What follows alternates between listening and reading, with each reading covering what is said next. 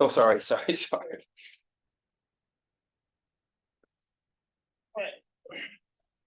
All right, we'll start with we'll just go right into prayers. No explanations. Exactly. There were enough explanations of other things to do.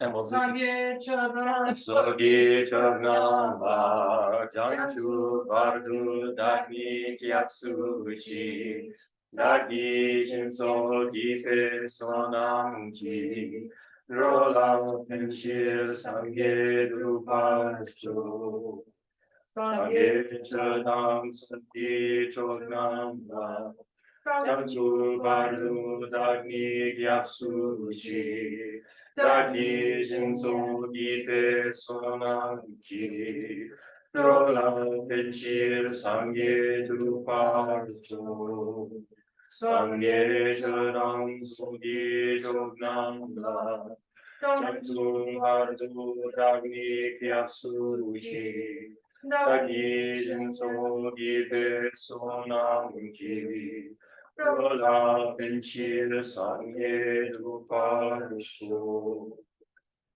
For measurables, may all sentient beings have happiness and the causes of happiness. May all sentient beings be free from suffering and the causes of suffering. May all sentient beings be inseparable from the happiness that is free from suffering. May all sentient beings abide in equanimity, free from attachment for friends and hatred for enemies.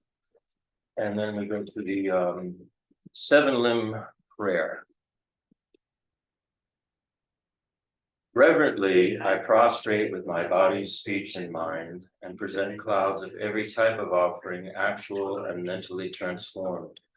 I declare all my negative actions accumulated since beginningless time, and rejoice in the merits of all holy and ordinary beings. Please remain until samsara ends and turn the wheel of dharma for sentient beings. I dedicate the merit created by myself and others to the great enlightenment. And the mandala offering. Sajipati Joshimeto Ramri Rabringshi Nidegen Badi Sangye Jindu Mite Drogun Anda Shima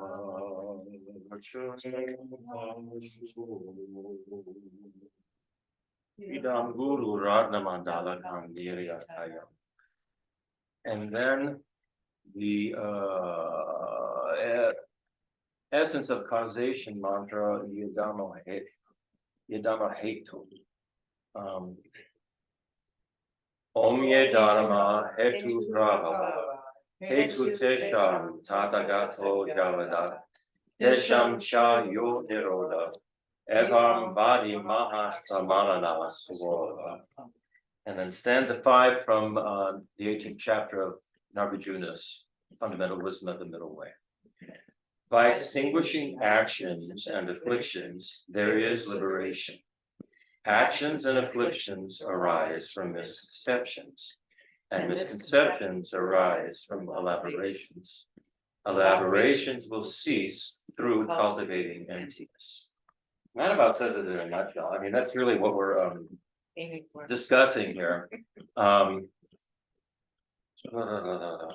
Okay. I thought what I would do, it's probably important that we go back over the differences, the main differences between Prasangika and Chittamatra.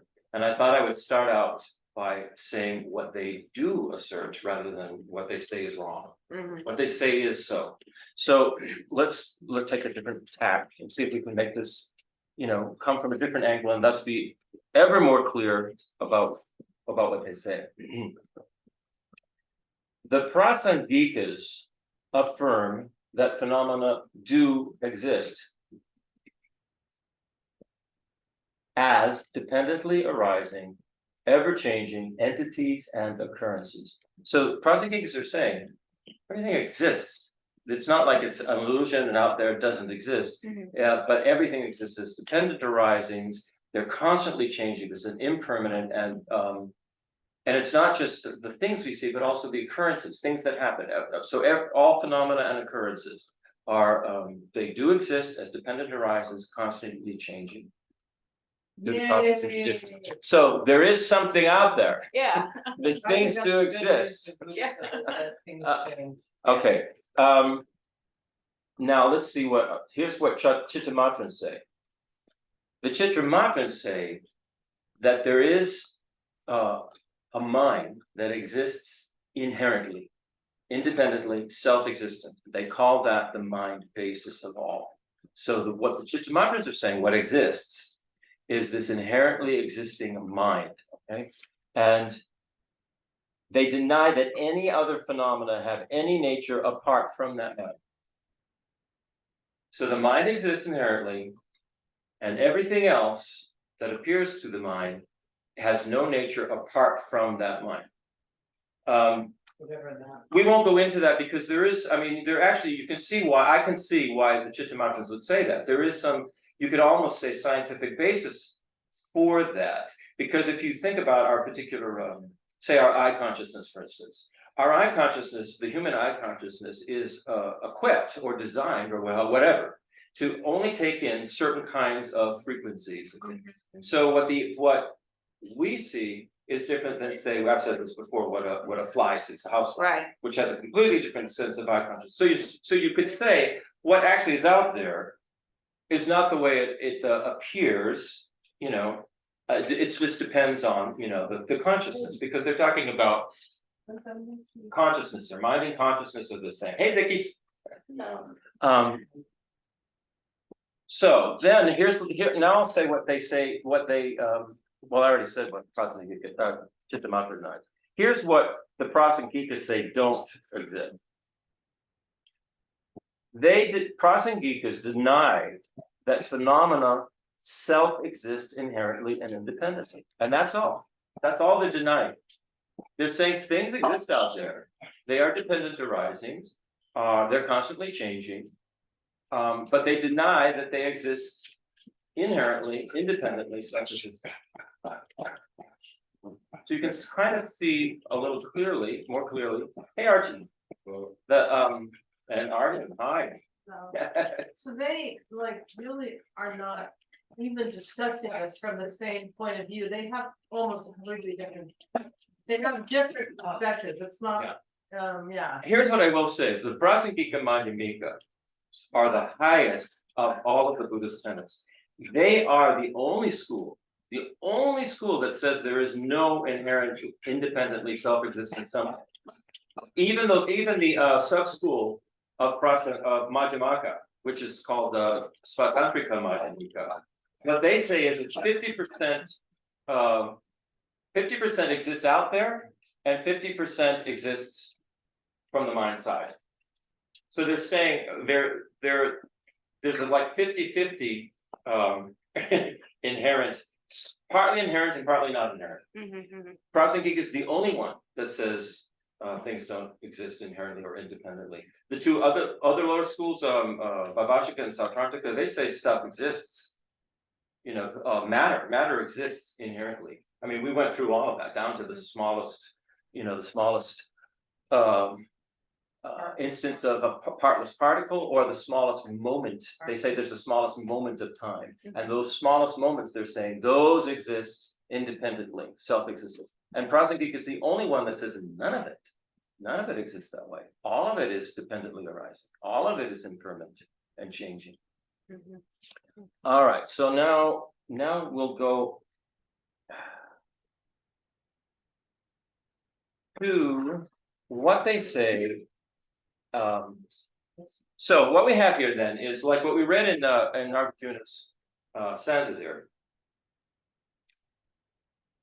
We have a causal, we have a mental continuum, a mind stream, and they're saying if the cause exists for samsara, this cyclic existence, which is the nature of it is that it is suffering. I mean, we don't have to look very far to see that. It's obvious. there's in this particular existence, there's suffering. Simply if you're going to say birth, aging, sickness, and death involve suffering.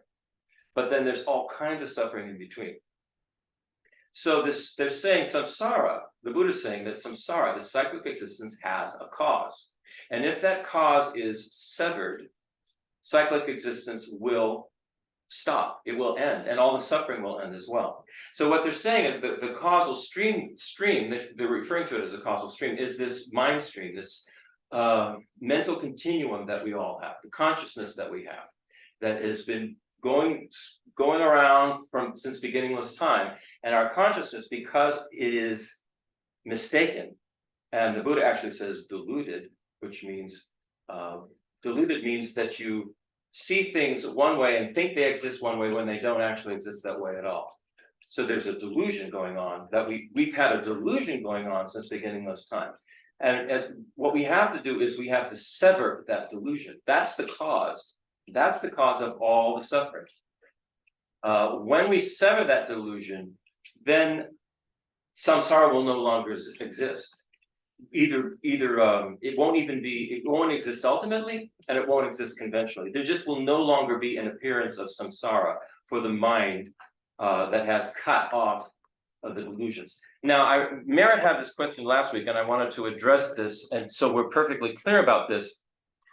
Merritt asked, well, what does that mean when samsara is, the causes are cut off from samsara? Does that mean just everything is poof, gone, just nothing exists? No. What happens is, at that point, when one has cut off the causes of the delusions, this is from Prasangika. This is Prasangika. This is from the Buddha. Some of the sub-schools might answer this. They would answer this different, but that's why I explained Prasangika is the only one that has not been refuted, can't be refuted. So all your answers are going to primarily be for Prasangika. Yeah, I'm talking about Prasangika right now. So at that point, when we've cut those the causes for samsara, at that point, the true nature of reality will be understood by the mind stream, with the result that correct consciousness and appearances will be experienced and known. So it's not like everything ends, it's just we see things for what they are. And there will we see what the cause of suffering is, and we see how we can help others. This is what our teachers are doing. This is what they've been teaching us. It's the whole point. They're teaching us about this so that we can start to grasp the nature of reality, start to make steps and take practices that will lead us to seeing correctly or conceiving correctly. So what happens is we're misconceiving. When we look out there, when we look around the room and we see everybody, we see the house and the furniture and all that, it's not as if we're misperceiving, we're seeing things the way our eye consciousness, a human sees it. What we're doing is we're misconceiving. We have a wrong conception about what it is we're seeing. We're seeing things because they appear to us as sort of individual entities separated off from one another. I mean, just that's obvious. It's obvious. What we conceive that to mean is that all of these things that we're seeing here exist independently from their own side. When in reality, if you analyze it and if you use logic and reason, you will find out without a doubt everything is a dependent arising. All phenomena, all occurrences, they are all dependent arisings. They are all constantly changing moment to moment to moment. They all are affected by causes and conditions, as are we. But it doesn't appear that way to us. The only time we see things change is when these gross changes. Like if I don't know, knock this lamp over and breaks into pieces, we go, oh well, that changed. That's impermanent, right? It's gone now. But everything is this way, it's constantly changing. So what we have to realize is that what we have going on in our minds is a misconception of how we are viewing everything. From all of our ear consciousness, nose consciousness, sense consciousnesses, mental consciousness, we are misconceiving what it is appearing to us. So we have to, His Holiness the Dalai Lama said, remember he said, when you have to sort of, when you look out at things, experience things, hear, smell, taste, touch, he says, think of it as if it's like an illusion because we're misconceiving it. It's not an illusion, it's there. It's there. You know, for the human being that we are, what we're all seeing, we basically will agree on what we're seeing. We'll say, well, the walls are painted yellow, you know, this is a house out in the 5 acres. We all agree. We're not disagreeing on that. It's a conventional existence. It appears to us. That's correct, actually. That's correct for the humans. That's correct. Who knows what Molly sees? Who knows what the houseflies see? It's a different thing for them. And in that sense, everything is a dependent arising as well. It depends on who's doing the conceiving, who's doing the perceiving, you know. Where we're mistaken, and what His Holiness says is, when you look at all of these things, listen to all of these things, smell, taste, touch, think of it as if it's like an illusion, because it can change. Another being, for instance, a Buddha would see this differently than we would see it, because their level of consciousness has gotten to such a point where it's become omniscient. The Buddha can see everything, all levels. The Buddha can see what the fly is seeing and what we're seeing and what space aliens are seeing all at the same time. In the whole point of that would be to be able to be of benefit to help others get out of the cyclic existence and be released from suffering. That's the whole reason. Would it be accurate to say that we could sort of think of the things we see like when we look at a cloud? I always use these two things, clouds are waves. So in other words, if I look at, say, this human being called Christopher, if I thought of him more like when I see a cloud, I know it's a momentary phenomenon. It's, you know, just happened to arise, coming and going. Would that be Sure. roughly? Yeah, absolutely. I mean, if any of us think of who've known one another, you know, you've known your kids since they were babies, you've known your spouse since how many years ago? I mean, Kavita and we met when we were 13. Obviously, I look different and Kavita looks a lot different than we were when we were 13. So what we're not seeing is the moment to moment to moment to moment to moment to change. It's constantly changing, like a cloud, like a wave. But we don't perceive it that way. And therefore it changes our conception of who we are. And we get sort of upset when we look in the mirror and go, oh wow, look at the gray hair, look at the wrinkles, look at the flab, look at all the stuff, you know, this shouldn't be, you know? But it is, that's what it is. That's what it is. And so Kavita's right. We're like a cloud, we're like a wave. The thing is, with a wave and a cloud, we can easily see, how it should be. We don't see ourselves so easily. Well, we all came into the world around the same size, you know, this big. And we're all different shapes, sizes. Over the years, we have moved and shaped our, you know, and reconfigured our form and shape. Right, and it's continuing to change. And of course, the body will pass away and the consciousness will move on. And the consciousness is changing moment to moment to moment.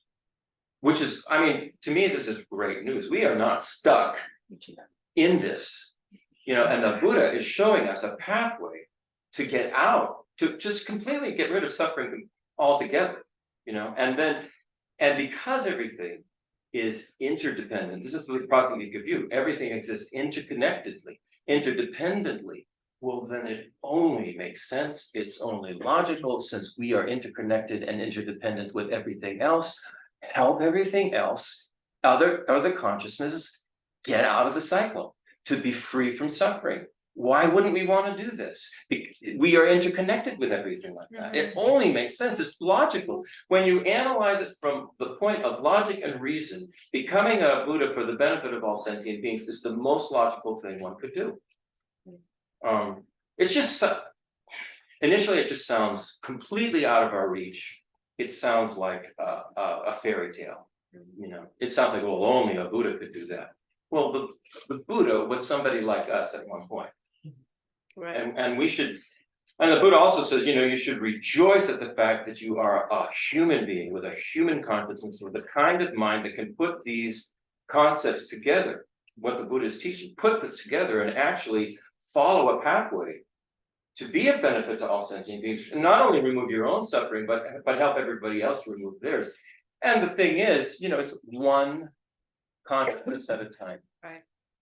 So the teachers always say, take a very long view of this, because we are beginningless, we are endless, might as well take a long view, because that's what it is. We tend to take we think of our life as this chunk, from birth to death, and there's so much I have to do and I have to take care of it. And we have all kinds of regrets because we didn't do things we thought we should have done, or whatever it may be. And we should drop that. We should drop that and just all right, stay in the moment. What's the most important thing I could be doing now for the long term, the long term? Of course we have to take care of our families. Of course we have to pay our bills. We have to do all of that stuff. But we also have a real opportunity now to study these teachings and put them into practice and create a momentum for our mind stream to go on the path, the Bodhisattva path, all the way to Buddhahood. And that's important to remember and to kind of be psyched about, excited about it. So let me see if there's anything else I need to say between the differences, Prasangika and Madhyamika and Chittamatra. Okay, now I want to say what they are. The two will say. What they will say is the delusion. What a deluded mind or mind stream is. And so here's the Prasangikas will say, a deceived mind or a deluded mind is one which conceives things to exist in the manner in which they appear to the mistaken mind. This is like what we were just talking about.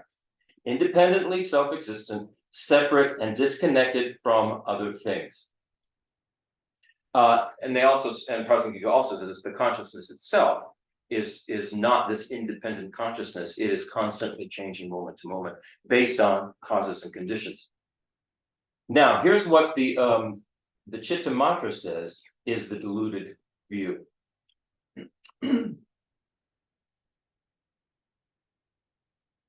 A consciousness. Let me find. I have to find where it is. Okay. So here's what the mistaken mind is according to the Chittamatras. They say that the mind basis of all is a truly existent self that transmigrates from one lifetime to the next, somewhat similar to our concept of a soul. That's kind of how the Chittamatras think. So many cultures think there's something that a soul. It's this inherently existing thing that travels from lifetime to lifetime, or from here to heaven, or here to hell. Wherever the soul goes. They say, although the mind basis of all truly exists inherently, the Chittamatras say that mind is mistaken about the way things appear to it.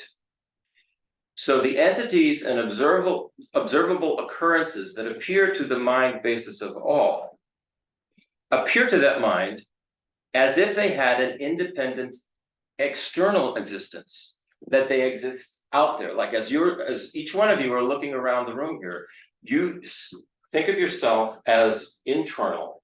You can't even look at your own face with your own eyes. So we feel like we're inside here, and everything else that's outside is external to us. And this is how the mind basis of all is saying, different from the Prasangika, is the Chittamatrins are saying this is how the mind is deceived or deluded. The mind is deceived and deluded by thinking that there's stuff out there existing, when in fact the mind basis of all says it's all in the mind. Everything that is appearing as if it's out there is actually just an appearance of the mind to the mind. So, okay, we're gonna go, but I'm gonna ask this question again now. Do we see the difference between the Prasangika view and the Chittamatra view? Do we see the difference? Yeah, I think so. Can somebody explain it back? The Not Chittamatra. Tracy. or me, Yeah, okay, because we're sitting here, reacting and stuff. yeah. Well, no, go ahead and explain No, that. okay. You go ahead. Go All ahead. right, well, I'll from my perspective, so the Chittamatrins are saying that nothing exists outside of what our mind is conceiving. Mhm. And the Prasangikas say everything does exist, but it doesn't necessarily exist how we are conceiving it. That's good. So does that make sense to everybody? Mhm. See the differences? Okay. Because it can be very confusing. It can be. I think that's what's surprising and helps me personally is to keep reminding myself that, it's like they're looking at, pretend this glass represents the nature of reality. And Okay. so, they're looking at the nature of reality from their own, from different perspectives. Yes. They don't they use a lot of the same words, but have different meanings. There's no correlation into to their overall Right. approach to the question. And thus, it is especially confusing because we tend to think, they're all Buddhists, they're all, or I don't know. Yeah. Right. Again, I'll And- say that this system of tenets represents an evolution of the mind's Well, understanding. even that word, so, but it'd be good, evolution, looking at it from different points of view, because one thing that strikes me again, their base assumptions are always they come from different base assumptions. Right. So I'll go through it again quickly. Like you go to the lower schools by Vaishaka Sautrantika, they will go and they'll say there is a partless particle of matter that is inherently existence. That's where everything comes from. It exists independently, or there's a partless moment of You can almost call them materialists. They're kind of like materialists, which we are very familiar with. That's mostly what our world is. Yeah, it's a very material world. And we're so we all understand this. We understand this point of view. This is like much of current modern day science has this point of view. They're looking to find the smallest thing and what exactly is what exists. They're looking for the proton and the neutron and all these things. They're way past that, but. Yeah, whatever Yeah. they're for, wherever they're at now, wherever they're at. But it's like the Vaibhashikas and the Sautrantikas in that way, in that sense. Then you get to the Chittamatras and going, oh no, wait a minute. Everything out there is it's just all an illusion that's it's just occurring in the mind. Now there's also there is a scientific point now where people where we're thinking, oh, that might be the case. It's interesting that Chittamatra doesn't specifically address matter. No, because They they're just saying, don't even address it, and that's kind of a weird thing. well, they're saying, so they're saying it's all, and remember, consciousness in Buddhism is not just talking about mental consciousness. When they say mind, they're talking about consciousness. So there is mental consciousness, there's eye consciousness, there is touch consciousness, And so forth. and so forth. Right. So the Chittamatras are saying this touch consciousness is just in the consciousness. It's in the mind. It doesn't exist any other place but in the mind. Are they? Okay, yeah. But in the consciousness, that's where it is Yeah. existing. Mind- If that consciousness is Yeah, gone, mind, there's no touch, there's no sense of touch or smell or taste or sight, anything like that. So you can see why they would say that. Well, right, because if like you're a patient under anesthetic Mhm.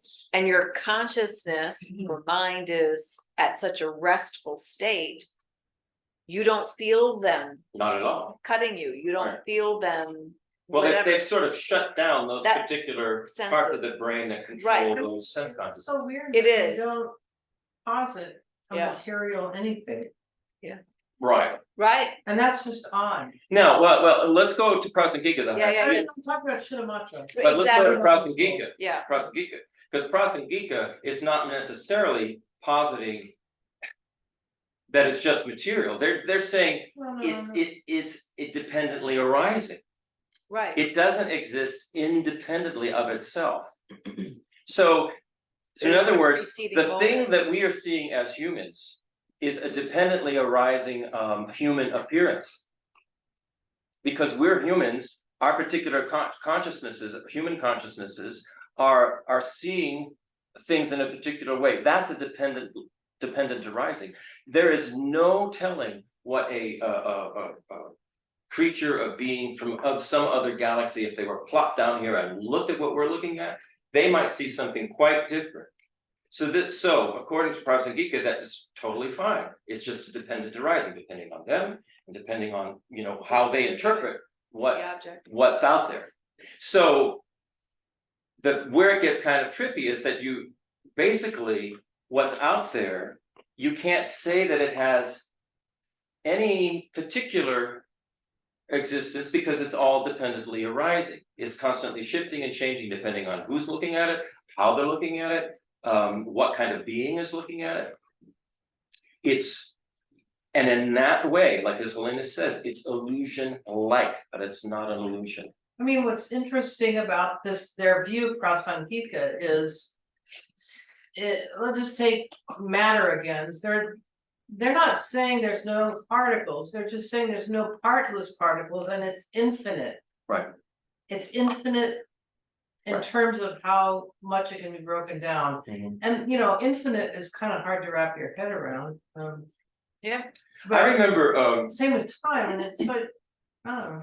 I remember reading a book. We both read this. I mean, we were teenagers, and it was by a Tibetan guy, or a guy who was reincarnated, and he had been a Tibetan. He remembered his previous life, and he remembered what his teacher was teaching him, and he had achieved high levels of meditative concentration. So he was talking about going down into the smallest particle, you know, going down into the cell and into what, you know, the nucleus of the cell, then going down into the smaller and smaller particles. He said once it got to a particular smallest, the whole thing just became another universe.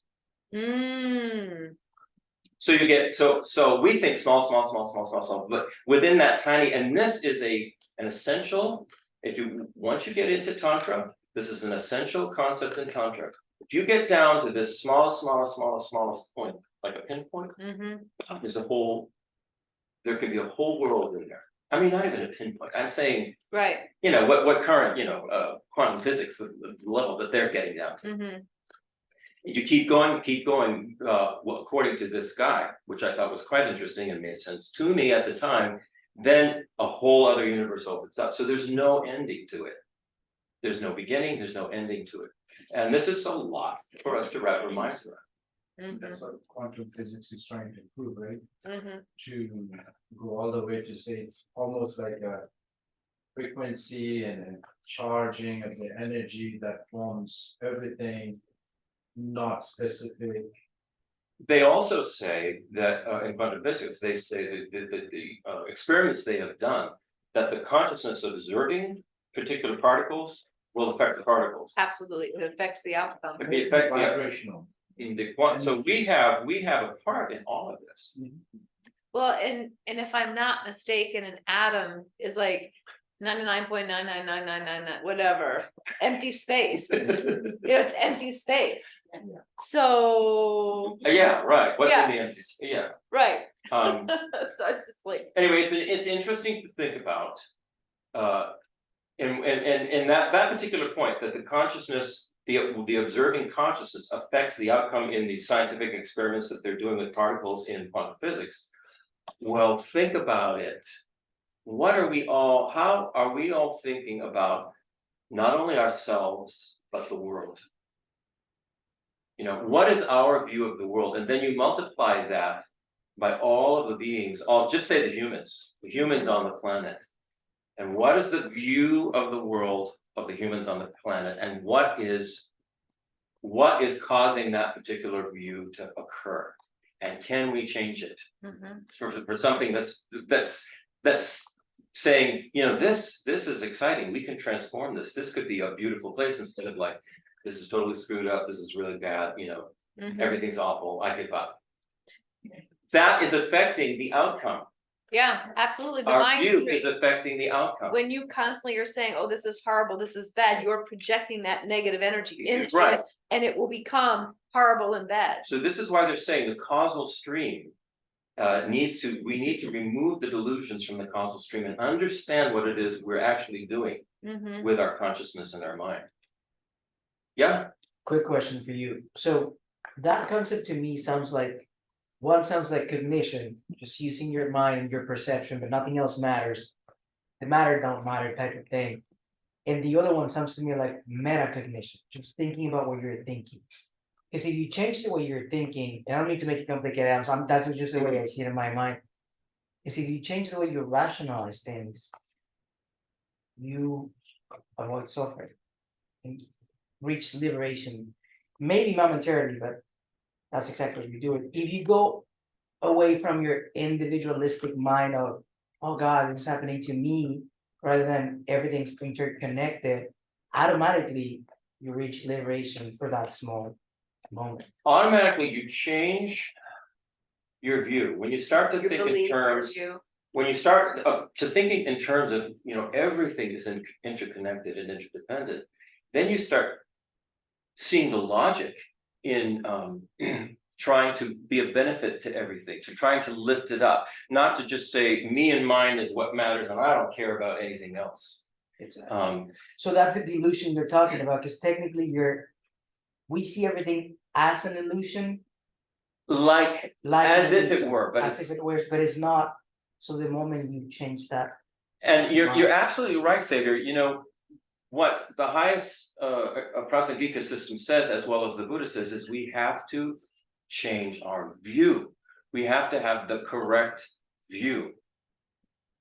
Which is what you're saying is the correct understanding, the correct view of things, and then to have an actual realization, a non-conceptual realization of that correct view is what they say it's emptiness. That what they mean by emptiness is that everything is empty, completely empty of existing independently, of existing of its own, not being connected.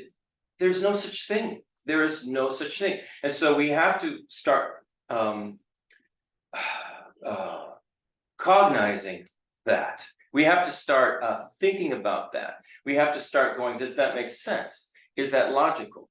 We have to just sort of use our mental consciousness to sort of think about that. And that's different than having a actual direct realization of it. So you have to go through this process where you assess for yourself, is this logical, what the Buddha is saying? This highest school, is this logical? Does this make sense? And if the more you think about it and the more that it makes sense, you become more convinced and more confident that this is the correct view. And then they say through a process of single-pointed meditation on that correct view, you can eventually achieve a direct perception, a direct experience, non-conceptual experience of that interconnectedness, of that interdependence, of that empty of being an individual, independent thing. And Brian often asks this question: what does emptiness look like? When you experience emptiness, what does it look like? And what the great meditators have said is that nothing appears to the mind except the utter lack of inherent existence. The utter lack of inherent existence. Nothing else appears to the mind. So there's no like white light or big empty space or whatever we may think like that. It's just a direct realization that, wow. So is it fair to say that once you start thinking the way you're I guess rationalizing things and reaching that state of mind, understanding that you can change that, you still have to train your mind with like single point of meditation, so you can then do it automatically at some point. Right. They say once you have that direct realization of emptiness, everything changes. Everything changes. And you're not going to go back. You won't go back to thinking things exist independently, Right. self-existent, because you've had a direct realization. You've experienced it for yourself. You know it for yourself. And so this changes your mind completely and changes the way you view other things, people, phenomena, occurrences, completely changes it. And then you are on that path all the way to Buddhahood. They say when you have a direct realization of emptiness, it's not you haven't achieved Buddhahood yet. You've had a direct realization of emptiness, and then there are other things you have to go through for other kinds of meditations and things like that you have to go through to get there. But once you've had that direct realization, non-conceptual direct realization, you're not going to go back. You're not going to go back to being mistaken anymore. Right, like I think that there's been examples of like salt or sugar or lemon or things like that. You can be told what it's like. Well, it's like salt, for example. Well, it's a crystal. It tastes really salty. Like I don't know, but you can't really conceptualize it. You can kind of like, huh? But when you taste it, that's salt, and then you will never not know what salt tastes like from that moment on. Yeah, right. We all like, know what sweet is only Right. because we've experienced it. Somebody could tell us till we're blue in the face about what sweet Maybe like is. wouldn't We get go, it. sounds nice. Or what salty is. Like I don't know what you're saying. Yeah, right. But then you, You're saying. yeah. I'm confused. And that's kind of where we are Right. and this does not compute because Chris, I think it's the longing. I mean, we are in reality trying to find out who we are, Right. right? Let's say a salt or sugar, right? Yeah. We want that taste, but we don't know. But Right. internally longing, we know we can get there, I think. So in our term, it's called sadhana, which is a process. Sadhana means like, this is your spiritual journey, whatever you call it. Sadhana is something I have to do because I know I can get there. It's a longing. That's why we're all here. You tasted the salt, sugar. We know that taste, but we know we're the bliss state, which is who we are. This layers and layers and layers of genetics things are preventing us from seeing who we really are. And I think for that, like I said, in our term, it's called sadhana. You just have to keep going. I think that's about it. Yeah, along, we just keep learning, and like meditation is a part of sadhana, but Yes. sadhana is almost like a conceptual process of your own journey. An interesting thing about tantra, they call when you have a regular tantric practice that you do, they call it a sadhana. Yeah. And what you're actually doing in tantra is you're sort of reimagining who and what you can be. Because we're sort of stuck thinking we have to be this. Right. And we can be a completely different kind of being. It doesn't have to be this gross, we could appear in this gross form as a Buddha to be a benefit, but we don't have to be that kind of a being. And so Tantra is training you to sort of, in the first place, just even consider it, then to try and imagine it, then to try and visualize it. So it's a process, it's a sadhana, it's a long process you go through to try and get yourself to a point where you go, this, actually, I could be this, I could change, I could transform. I'm lost right now. That's what it is. Yeah. Yeah. We're lost. Yeah. Trying to find out the way, and sadhana is the only way Which that is can curb you. Why we need the teachers. Exactly. Yeah. It doesn't come from any place else but these teachers in the lineage that goes back to the Buddha. There's no other way.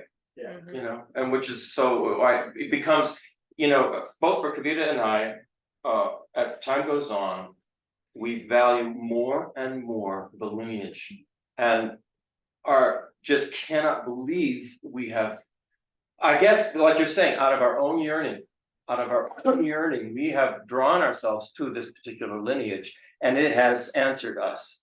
And it has answered us in spades. I mean, we are on a path now, and it's because of these teachers, and it's because of our yearning to taste reality. Yeah, that's a good point. To how to think of sadhana, because that term comes up. That term will come up a lot as you progress through Buddhism in your practices. And the whole point is through the practice. We have to actually practice, because practice means, who is it says, we're nothing but a bunch of habits. Ravina says that, and that's so true. That's so true. We are nothing but a bunch of habits when you actually break it down. Because all of this can change, but our habits I think I just wanna, my little addition to that is, we think. Somewhere in the back of my mind, we think there's a kavita. There's all these habits and then there's a the kavita. self, right? There's nothing else, that is it. We're a Just bunch an of idea. habits and there's Period. nothing else. There's nothing And else. that's really where we have to get. Yeah. Being a Buddha And is a so when habit. you feel like, oh, yeah, I'm nothing but a bunch of habits. No, literally, really, That's and there's Right. nothing else, Yeah. Right. So what we're doing is there's nothing else. we're based on logic and reason. We're starting to change our habits. And the only way to do that is to practice it. Mhm. So that's the purpose of practice. We cannot just sit there and think about it and go, that sounds great, I like it, it's good. We actually have to practice it. We have to change those habits. Implement it. Or if we're having trouble changing the habits, transform them in a way that they become part of the path. Yeah. So that's the trick, and that's why we need the teachers, and that's why we have the teachers. It's all right. So I think we're sort of a little more clear about the difference, the main differences between Chittamatra and Prasangika. Mhm. Anybody out there? More questions from the no, Zoom is okay? All right, Everybody's good on Zoom. everybody's good. All right, so we talked about there were a lot of debates back and forth last time.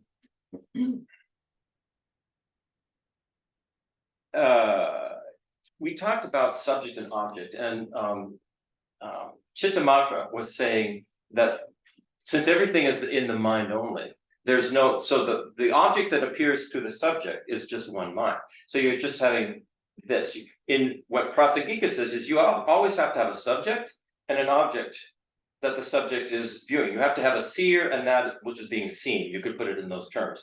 And this is always, there's always a subject and object that goes together. Prasangika is saying, and Prasangika is saying, if you take away the object, then you have the subject, there's nothing for the subject to perceive. It's like, it's meaningless. Whereas Chittamatra, because it's saying everything is in the mind, is saying, well, no, the subject can keep doing this and keep seeing itself.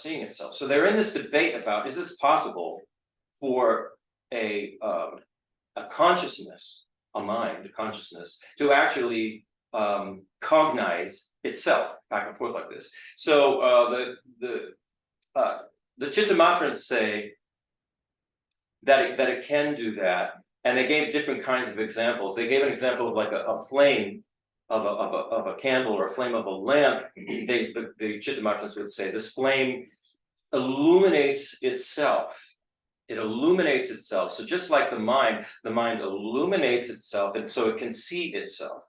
And so the Prasangikas came back and said, no, a flame actually does not illuminate itself. There is no dark spot of a flame, if you think about it. There's nothing to illuminate in a flame. It's basically the nature of a flame is illumination. So the Prasangika is saying the nature of the mind is awareness, is the mind is clear and it's aware, but it's not saying that the nature of the mind is that it can be aware of itself, just as a flame does not illuminate itself. It said, and then Prasangika said the same thing. It would be like saying that darkness darkens itself, but there's nothing in darkness that needs to be darkened. There's no light in darkness for the darkness to darken, so it's not darkening itself. They say this argument that the Chittamatrins are putting forth is not logical. So they go to more. There are more arguments, more debate.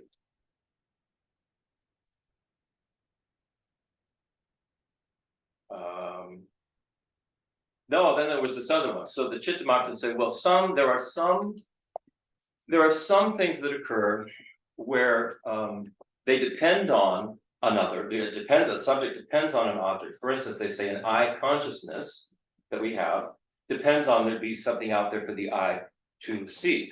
So that's a subject and object thing. But it's saying there are other things Who like says that? Chittamatrins are saying, yes, there are some things that need subject and object. They were just saying that. I know it doesn't make sense. But I guess in their mind only thing, I don't understand. But what they say is there are other things that don't require that don't require this subject object thing. And the example they give is a lapis lazuli gem, which is blue by nature. They say, the Chittamatras are saying, by nature, this is blue. So it's not depending on anything else to be blue. It's just blue by nature. And the Prasangika is saying, no, it's not. Yeah. Everybody knows that the blueness of a lapis lazuli arises due to all kinds of causes and conditions. It would be like saying the color of our skin doesn't depend on anything else. It's just in our nature. And that's not true. The color of our skin depends on who our parents were. It's everything is a dependent arising. So Prasangika keeps refuting Chittamatra's trying to say there can be an awareness that is aware of itself. Because Chittamatra is saying, mind only. The mind is aware of itself. And everything out there that appears out there is just the mind being aware of itself. So let's move on. Let's see. They have more. All right, here's the next thing. So the Prasangika is saying the mind is never seen by anything. There is no time you could say the consciousness can see itself. And they use scripture. The Buddhist scripture says this. The Buddha says, just like a knife, the blade of a knife can't cut itself, just like the tip of a finger can't touch itself, just like a gymnast can't get on their own shoulders. So the mind, the Buddha says, the mind cannot perceive itself. The mind is by nature aware and knowing, but the mind doesn't see itself. So the Chittamatras then come up with another argument. And they say, even though they can't prove it through valid perception, there is a self-knowing mind that can be known inferentially. So this is stanza 23, and the Chittamatrins are speaking here. They're saying, but if the mind is not self-knowing, how does it remember what it knew? Like, how could we have memory if the mind was not knowing itself in the past? How could we possibly have memory? So the Prasangikas give an answer that's going to need explanation. Here's what they say in stanza 23, the Prasangikas. We say that, like the poison of the water rat, it's through the links with things experienced that memory occurs. So the Chittamatras are saying that in order for recollection to occur, there must be a prior experience. Water rat. No, these are Chittamatras. Oh, okay. In order for recollection to occur, there must be a prior experience in which the consciousness was aware of itself. Otherwise, recollection could not occur. The Chittamatrins say, we don't simply remember the object that was apprehended, but we also remember the consciousness experiencing itself apprehending the object. And now we have to also then use our own experience. You repeat that one? Yeah, the Chittamatrins say, we don't simply remember the object that was apprehended. Let's say you apprehended a blue sky. You looked at a blue sky. You remember a blue sky. Everybody can remember a blue sky, right? So remember your experience of looking at a blue sky. They say we don't simply remember that blue sky that was apprehended, but we also remember the consciousness experiencing itself apprehending the blue sky. That's what the Chittamatrins are saying. So think of your own experience. Okay, so due to the previous perception of the color blue, there later occurs the recollection of the object blue and the recollection of the subject, I saw blue. So together with the previous experience of the object, there is a self-cognizing awareness that's looking at itself, in other words, of the subject, the visual consciousness that was perceiving the blue. So what they're saying is, when we perceive the blue sky, our visual consciousness was also perceiving itself perceiving the blue sky. Chittamatrins are saying. The Chittamatrins are saying that.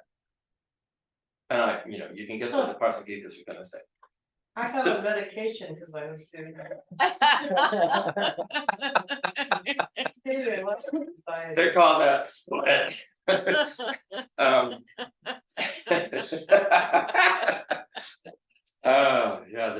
are drugs for that. That's how they say a later recollection that I saw blue occurs. So because of the process of memory, the Chittamatrins say they are able to establish the existence of a self-cognizing consciousness. But the Prasangikas replied that the fact that the mind can now remember that it experienced blue is not evidence in the past that it knew or experienced itself perceiving blue. The mind's present memory of itself experiencing blue in the past comes from the earlier perception of a blue thing, and from the fact that in every experience, subject and object always occur. Let me see how it was actually put. Subject and object are always interdependently related. In every experience, subject and object are always interdependently related.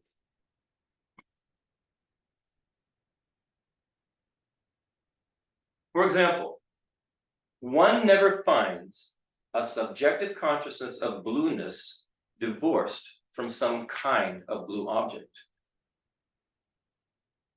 Think about blue. It's either going to be something like the blue sky, or a blue flower, or even this, for me, it's because I was doing this. I'm like, all right, can I actually think of blue without perceiving something that's blue? And I just had like a patch, like if you have a color to paint chip. Like on the monitor. But just even if you're not even looking, just you're thinking blue, something blue is going to you're going to conceive of something blue, like in your mind, like a field of blue. I can't think of blue and just think that I'm thinking of blue without the object blue. If I say think of red, you're going to either pick up on something red in the room, or you're going to think of the color red, but you're not going to just go, I'm thinking red without seeing. The subject and object are always interdependently related. In other words, even if it's in our mind, you cannot think of red or blue without an image in your mind of something. So what do you something. do if you say this is red? I say this is blue. Oh, it's fine for you. If I say think of red, you're going to think of something that you think where the red is. If I say think of blue, you'll think of the couch because you think the couch is blue. I guess It's okay because everything is dependent arising. If you happen to see blue in a different way than others do, no problem. But you're still going to do the same thing. You're going to perceive of something that's red or blue or whatever it is. If I say cricket, immediately everybody in their mind has this little thing that appears. It's not like you're actually seeing a cricket, but you're seeing like a generic image of a cricket. If I say Donald Duck, it pops up. There's no way we can just go my experience of seeing Donald Duck. We don't see the experience of seeing Donald Duck. We see Donald Duck. So maybe I missed something you said earlier, Christopher, when you were reading this. I apologize because I've been in and out. But the words that you use seem to me, I thought when you were talking about Prasangika, but maybe you're talking about Chittamatra, I don't know. That in one of them, the consciousness remembers a previous experience or consciousness. Yet if I say it's blue and you say it's red, and yet by convention we agree that this is red and not blue, I guess I'm still struggling with how to. Okay, well, if by convention you and I both agree that the red couch is red, Yeah. then if I say, think of something red, you're not going to think of something blue. Because if you think of something blue, then you're going, I'm thinking something blue, even though you told me to think of something I red. think the thing that's not clear to me is that how you how you have to have this previous remembrance of a consciousness in order to know that the current consciousness is correct or is accurate. Right. The only reason any of us can remember blue, for instance, is that in the past, at some point, there was the mind and an object, a subject and an object, and there was something blue. And we learned as little kids or whatever, that this is what you call it, blue. So what Prasangika is saying is there's always this subject, object, interdependent relationship. Prasangika, Chittamatra, mind only, is saying there's just the mind only, and the mind is generating the appearance of blue, and at the same time, the mind is generating the experience of experiencing blue. Right. So it's like doing this. And in the Prasangika is the subject and object, both. Is one a previous consciousness and the other the current consciousness, or? The current consciousness is saying, I remember blue. But it's based on a past. The only way we can, any of us, if I say, think of a patch of blue, the only way any of us can do that is somehow we've seen a patch and somehow we've seen blue, and we put patch and blue together, and we have this generic image. Just like when I say, think of a cricket, boom, there's a little generic image in our mind. But it has to do, there's no way if I said, think of a morphohippopotamus, you'll go, what's a morphohippopotamus? And you might put something like a hippopotamus mixed with something else. You'll be trying to put some past experience, think of a Zeko. And the best you can do is go Z-A-K-O. Right. Because you can remember the letters. You can remember perceiving those letters, but there's no way that you can remember something that hasn't been experienced in some way. You put it together in different ways. I mean, think of a cricket wearing a jacket. You can do that. Jiminy Cricket and a little hat. That's what I was You can do that because we've experienced a jacket in the past and a cricket in the past, and so we can put it together and we can have that sort of generic image. And there's nothing wrong with it. That's what we do. Let's get A quick question. If it's not quick, you can move on to your next point. But with Chittamatra, so the mind is independent. Do they say that we can influence the mind? It's all an illusion. It's all from mind. But can we influence mind from the Chittamatra view? I would say, I've never heard it put quite that way, but the Chittamatrin view is a Mahayana view, and the Mahayana path is the great vehicles becoming enlightened for the benefit of all beings. So they must be saying, yes, we can. The mind itself can change its view.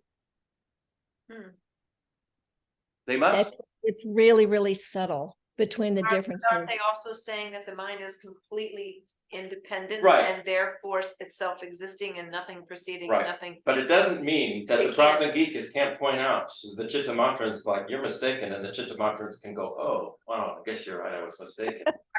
And they will change their view. They will. Well, no, of course they would, because if you act, of course. Well, Because if there's the process. we cannot, But there's and we've the been trying, argument. but we can't actually change reality. Right. We can't. We can deny it. We can say it's something else. We can bang our heads against the wall, trying as hard as we can to make it be something else. But in the end, we cannot deny whatever reality So is. how can that argument not be saying for the Chittamatra's view versus the Prasangika's view? The Prasangikas have. We haven't got to the Prasangikas okay, yet. gotcha, Here's gotcha. what the Prasangikas actually say, how they respond. Yeah, We're yeah, just yeah. talking about what the Chittamatrins are saying. Okay,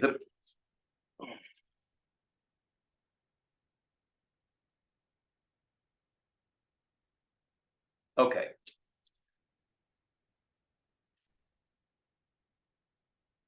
When one remembers a blue object experienced in the past, there also occurs the recollection of the subject that perceived the blue. I was seeing the blue sky.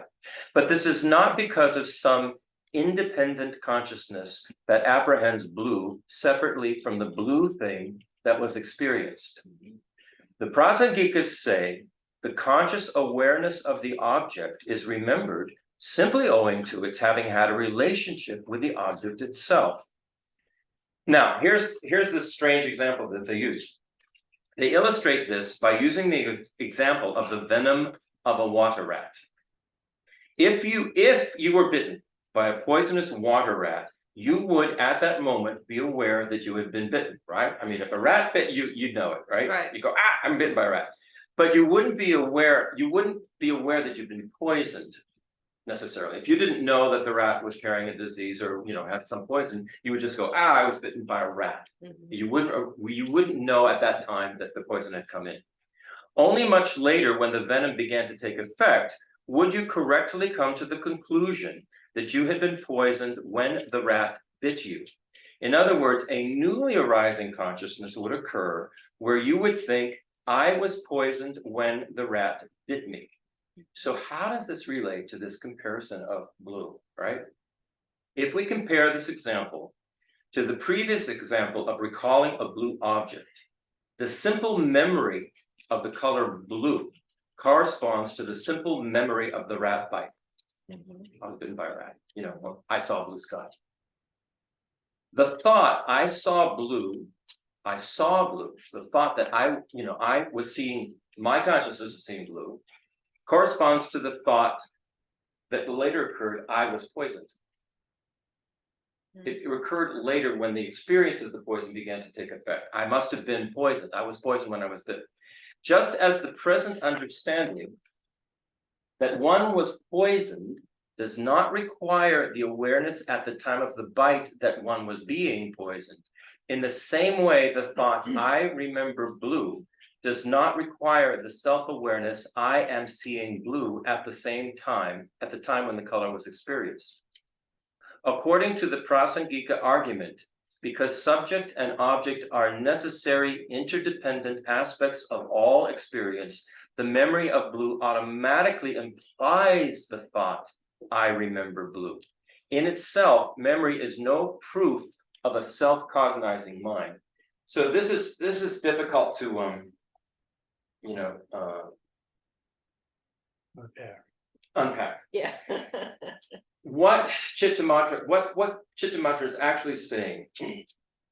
Let's go back to the blue because I don't the rat one makes it a little confusing, but I put it in there anyway. Let's go back to the blue.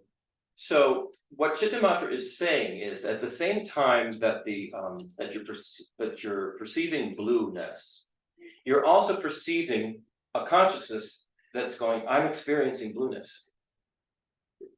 And they're saying that doesn't, Prasangika says that doesn't have to happen at all for you to have memory of blue.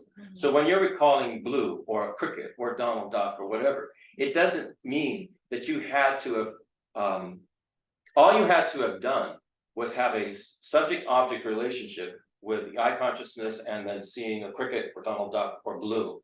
And then you can remember, I don't have to remember the you don't have to experience remember of me the watching consciousness going, I'm experiencing, Donald Donald Duck or Duck. whatever. I'm experiencing. So it's like the things, subject and object always go together. And so Prasangika is saying you don't have to have a self-cognizing mind to be able to have memory, because implied with the memory of what you saw is the memory that there has to have been a subject seeing it.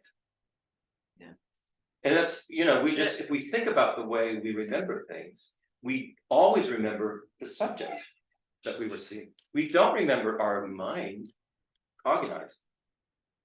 We're not actually remembering, don't take away, all right, here's another way of looking at it. Say you remember seeing a blue sky. Try and take away blue completely and just focus on a mind cognizing itself perceiving blue, but don't have any blue, just the mind. We don't do that. So Because this is why Prasangika is saying it can't be mind only, because you always have to have these two poles, subject and object.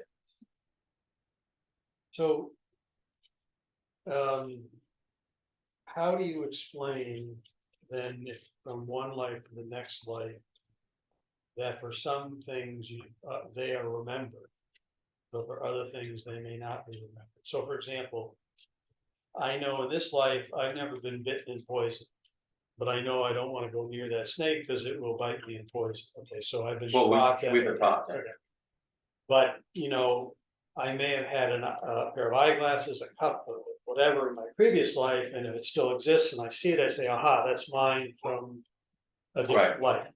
What they say is that the strong experiences or habitual propensities that we have are imprinted onto our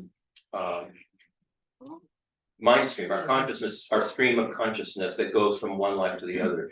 We don't necessarily remember the past life. Some people do. If it's a very strong, some of these things you see on YouTube, like kids, a guy was shot down in World War II in a plane, and that was a very strong experience. So that when he was born as a child, he kept having dreams about being shot down, and they finally had to take him to the sea off of Japan for him to get over it. But they're saying we have very habitual things that we do, the way we think, the way we act, the way we speak. And those habits just make an impression on our consciousness. So it travels from, you could say, from lifetime to lifetime, and they just resume. I guess Right. maybe I wasn't, so how do I know in this lifetime that that's a eyeglass when I'm very young and haven't been taught that's an eyeglass? In other words, it's a specific, it's a specific object that belonged to me in a previous life that I don't really have an experience with in this life. Does that make sense? Yeah, it's just there. It's just a subtle Are you memory that just needs to have the object to trigger it. memory. It's sort of like if when we look at when we go on vacation, we go to Hawaii and the beautiful blue sea and the palm trees and the sand, and we take a picture of that, and then we look on our phone and we see the picture. It takes us back to, it triggers the memory of being on the beach. So you say, for instance, like they're testing the new baby Dalai Lama, and they put out these different glasses, and he sees the glasses that triggers that memory of that strong impression on his mind stream, and goes, my glasses. So a little kid can say, those are my glasses. Right. I think and remember. we see other examples, a little kid sees a piano and can play Mozart. Right. Oh, those are on YouTube? Those are crazy. Yeah. I mean, Well, I remember the a mind memory of being stream, able to if play you this, think yeah. of it sort of like an energetic bundle that's, recreating, pouring into the next moment of time. So those interactions with the piano, are so habitual and strong that all they have to do is see the keyboard and they know what to do. I mean, I think we all have this experience. We just don't realize it when we're babies. When we're very young, babies and toddlers, we're interacting with stuff in this lifetime for the first time. We don't notice it. Some things we have to be told what they are. And some things that we just automatically know what to do with them. Right. And if you've had kids, I'm sure you've experienced this, some kids just know what to do with stuff. Yeah. And going back to the Japanese, if you hadn't heard the story about the kid who was shot down in World War II and had to go to the island of Japan, when they went to the island itself, he recognized his parents, found his family, knew their names, knew everything. No. You're getting. He knew who his family was in the U.S. and they found them, and he talked to his aunt. But he wasn't Japanese himself. He was not Japanese. No. When he went to the island, he recognized his past family It and triggers knew their names. That's even crazier. Yeah, no, Right. when they went to go take him to see the site, they had to go to the island where he had been in his last life, and he knew his relatives and his parents and everything. It was weird. Yeah, that's part of the story, when you read about that incident, that's Okay. all part of that story. Wow. Anyway, But yeah. there's these very strong impressions on the mind stream itself, the consciousness itself. I mean, we've probably all seen this. Kids being born now, know exactly what this is. Yeah. Exactly what to do with it. Right. How's that? Well, that's Real another. funky. It could just be they say, this is a very important thing because I see everybody just using this. Yeah. And they, well, Yeah. they observe the But they learn parents very doing quickly. this. They're very observant. But Yeah. you know, I don't know what it really meant, what he meant by it, but I think some of it has to do with how clear, you know, where you are on your path to self-realization, whatever. On your sadhana. I On mean, your I sadhana. assume that the more, the less contamination you have, the more clarified your mind stream becomes, the more automatically, you know what to do. Right. You know what Right. stuff is, Right. you know, I imagine, you know, if any of us are born, you know, at whatever our next lifetime, and we happen to see the robes of a monk and some guy whose head is shaved, we're gonna go, I know this. Right, like, this is very. I know, and I remember Yeah. the first time I saw it, specifically a Tibetan Buddhist monk, we were living here. And I went, there it is. Yeah, because I've been looking for because this. it is making a Yeah, strong I know. impression on our mind stream now, Right, and we'll take that with us. It's almost like. a We'll also take primal- our really, really bad habits with us too. right. Yeah. I feel like it's almost like a primal instinct that you brought from a different life. Because I'm sure we all experience it, where sometimes you're like, no, I feel like I belong here, but how in the world belong here if I was born, you Right, know, in a different country, so to Mhm. speak, or right. how in the world am I gonna become here? How did I get here for the first, like, what made me, how in the world I gravitated towards this? Kind of like my story when we showed up here randomly, we just didn't plan, and suddenly something out of the blue was like, oh, we saw something, let's just go, and then a nice lady was like, oh yeah, we're Buddhist, are you interested? But how did that happen? Well, maybe something in my previous lives Yeah. made me gravitate towards that, Right, but it's gotta be something from before, yeah, because there's. People gravitate to all different kinds of things based on their propensities, you know, and that people are very good at what they have developed the habits for. Mhm. They can be very good at being very bad. mhm, You guys know Venerable Priyadarshi, right?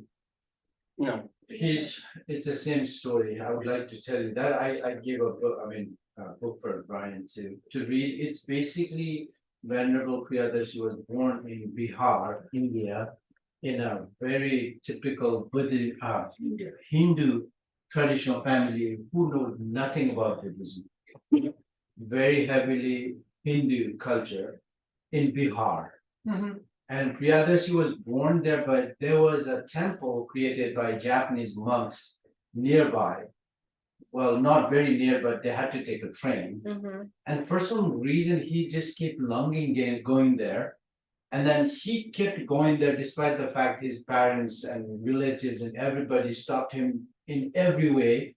But he used to just find ways to go there, and then somehow he kept going through a train by eating food, you know, people would share with him. Right, Eventually, to cut the story short, he is now a venerable Priyadarshi, a very active monk, doing just like a research like Brian do in MIT, trying to do a Dharma and the ethical dilemma. He's a director of the MIT right now. So there's a really nice book that portrays exactly what we're talking about. Wow. From that part of the country where they don't know what Buddhism means. Mhm. He kept longing, going to that temple, somehow there's a book, really nice book. Now he's a monk. I was already wondering if we could invite him here. What's the name of the book? Would be great. I have the book, I'll show you. It's what was it? Anyway, Venerable Priyadarshi. Okay, so moving on to the next thing. Well, I mean, we may not have. I feel like I'm comfortable with this thing about memory mhm. and that the Right. mind doesn't actually perceive itself perceiving. So let's move on to the next one. Chittamatra says, in certain cases, the mind can see the minds of others, like somebody who's clairvoyant or something like that. They can see the minds of others, how then not itself? If they can see the minds of others, why can't they see their own mind? The Chittamatrins are asserting that if it's possible for those who have achieved great levels of meditative concentration to perceive the minds of other people who are far away, how is it that the mind cannot know something as close to it as itself? The Chittamatrin argument is that if it is possible to observe the minds of other distant beings, there could be no flaw in the statement that awareness perceives itself, which is right there with you. The Prasangikas say, but this is also going to need explanation, but through the application of a magic balm, the eye may see the treasure, but the salve it does not see. So the Prasangikas respond that this type of logic does not apply, the Chittamatra logic does not apply to the discussion of a self-cognizing mind. They say the situation is more like that of say you had a specially empowered eye ointment that if you applied it to the eyes would make it possible to observe a buried pot of treasure. But the ointment itself, which of course would be very close to the eye, would not be seen. And I thought, I mean, a modern day example of this would be like an X-ray. You know, you can take an X-ray and you can see, they can take an X-ray of your mouth and you can see everything inside your mouth that you couldn't see. You can see, they can take an X-ray of your body, you can see inside your body, they can do CAT scans. We don't actually see the X-rays doing it. You know, we're not perceiving that, but it actually could do that. So this is an ancient example of something that you could actually put on your eye. You wouldn't actually see the ointment itself, but it would enable you to see some buried treasure or something like that.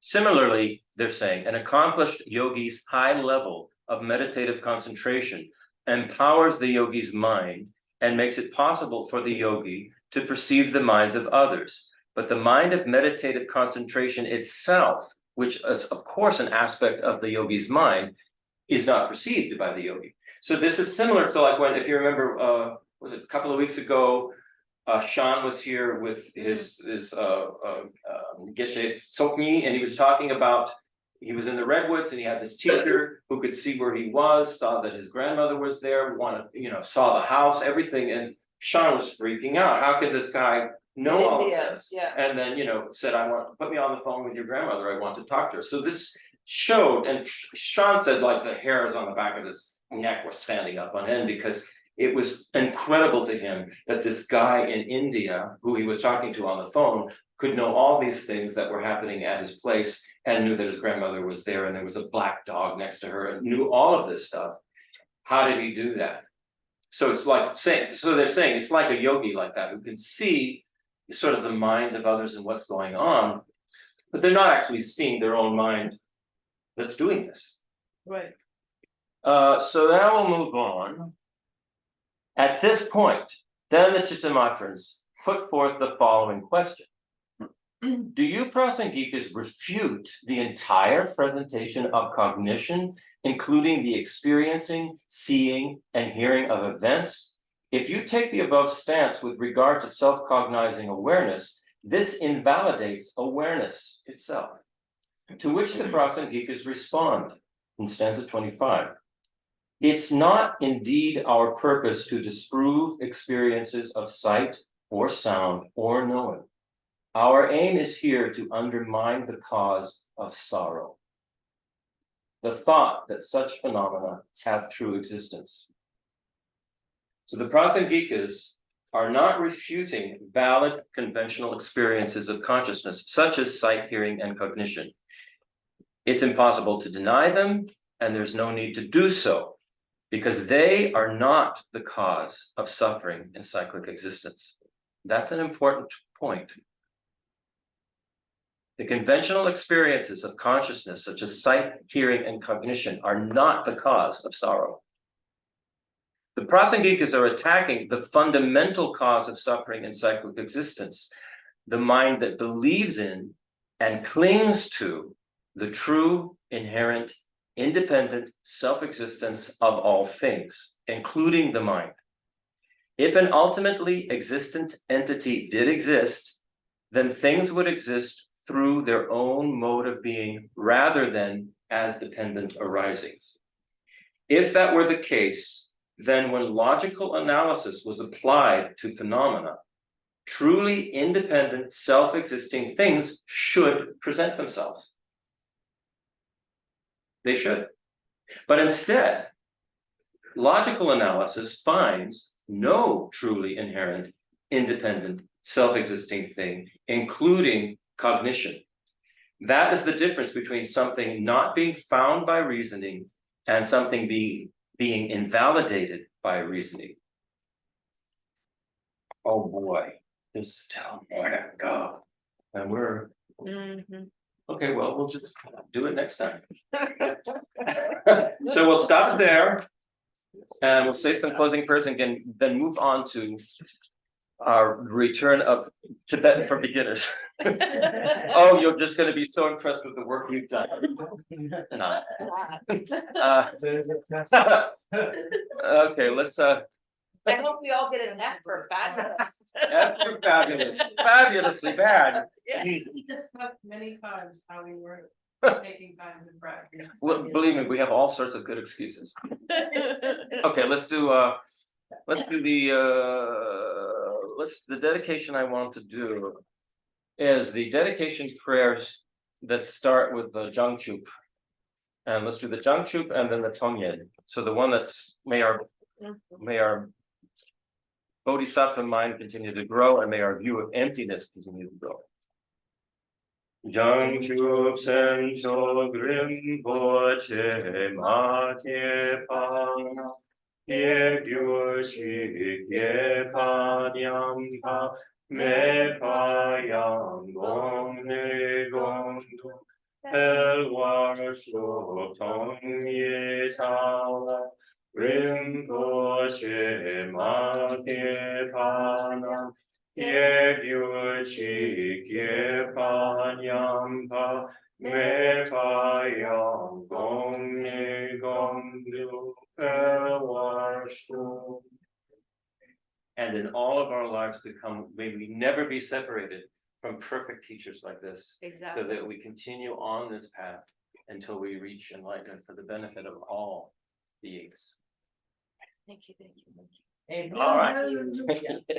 All right, I'm going to stop this recording and start a new one for the Tibetan. So we need a little bathroom break. Yeah. Yes, okay. And Thank you, guys. You're welcome.